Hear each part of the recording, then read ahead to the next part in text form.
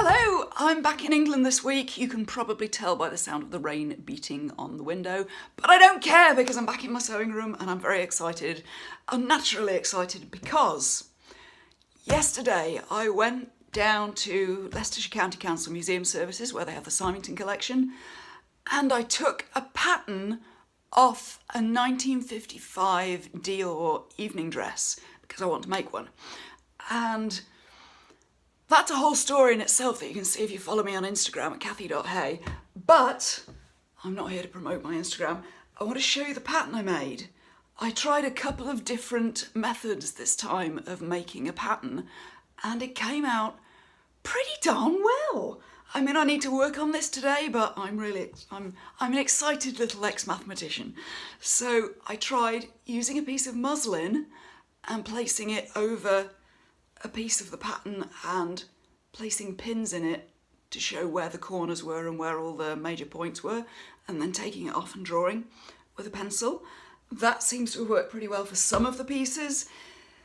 Other pieces, you couldn't really hold them flat in the right orientation to get a piece of muslin over the top of them, so I did them in the traditional way, which is just by, painstakingly measuring points, measuring widths and lengths all over each piece of fabric. But the important point is that this is the best pattern I think I've ever made. I reserve judgment till I've worked on it a bit and seen whether all the pieces match up. But I'm really excited because I've never taken a pattern this good before. And I don't know how it suddenly came together. But this is what happens sometimes. I want to use this example to remind you. Well, last time I went down there and took a pattern off something, it was a nightmare. I couldn't get it right no matter what I did. I spent the entire day poring over this historic corset, and if you've ever tried to take a pattern off something in a museum, you'll know how stressful it can be. It's hard on your eyes because you're peering at threads in the fabric, and you're there for hours in this very cold room, and because they keep it cold to keep the textiles in good shape. And it's just hard work. And I came out at the end of it with this pattern that just made no sense whatsoever. It was just like this bizarre shape that clearly was not right at all. So I came home really disappointed. But I feel like now I came back this time and it all suddenly came together.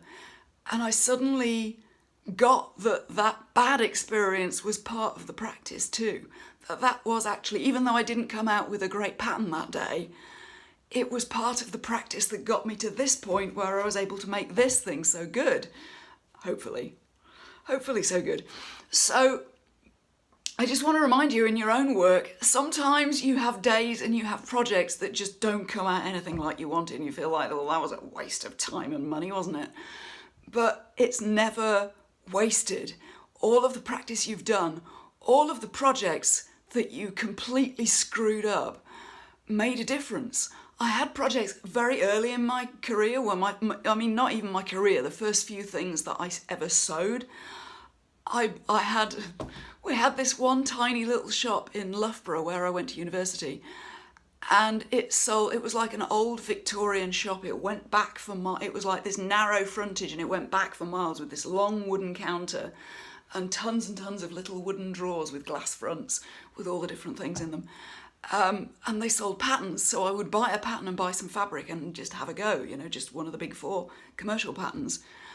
And I had this one dress that I worked on so hard, and then when I finished it, the moment I finished it, I realised that I'd made it out of completely the wrong fabric. I'd made it out of sheeting cotton for bed sheets, and it just didn't work at all. But I was so disappointed with all that wasted time and money. But every time since, every project I've made since that was the second thing I ever made. The first thing did work when it was made out of cotton. Every other thing I've made, I've always been so careful with picking the right fabric, and I'm always prepared to spend a bit more money in order to get the fabric that I know will work. I always put a bit of extra effort into getting the fabric right. so that I don't screw it up through having, you have the wrong fabric in the first place. You can do all the work you like and work on it as carefully and as long as you like, and it's still going to be wrong. So all of those failed experiments are worth it. I just want to remind you of that.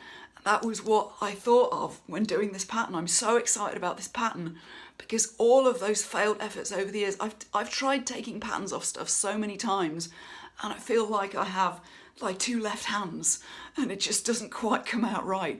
But I know now that no two patterns that you can take off something, no two patterns that you take off an extant garment can ever be alike. If two equally talented, super professional people who've done this a million times take patterns off the same garment, they'll never be the same.